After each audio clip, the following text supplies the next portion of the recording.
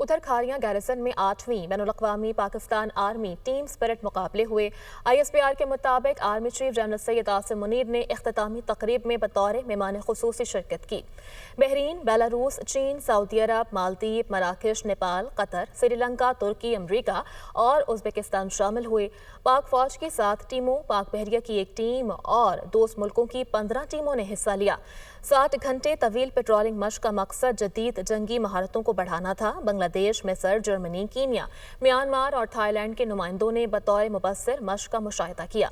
मशक पंजाब के नीम पहाड़ी इलाकों में की गई। आर्मी चीफ ने मशक के दौरान पेशा वाराना महारत, जिस्मानी और ज़हनी बर्दाश्त और आला इखलाक का मुजाहरा करने पर टीम्स की तारीफ की। आर्मी चीफ ने कहा कि ऐसी मशकें पेशा वाराना फौजी महारतों और हिकमत अमली सीखने का सही फॉरम है। ऐसी मशक जंग के बदलते हालात में टीम स्पिरिट को फरोग देती है। ISPR के मुताबिक आर्मी चीफ ने मशक के शुरका को इनफरादी और टीम अवार्ड से नवाजा। तकरीब में बैनुल-अक़वामी मुबस्सिरीन और वफाकी अताशियों ने भी शिरकत की और तकरीब के इनेकाद को खूब सराहा।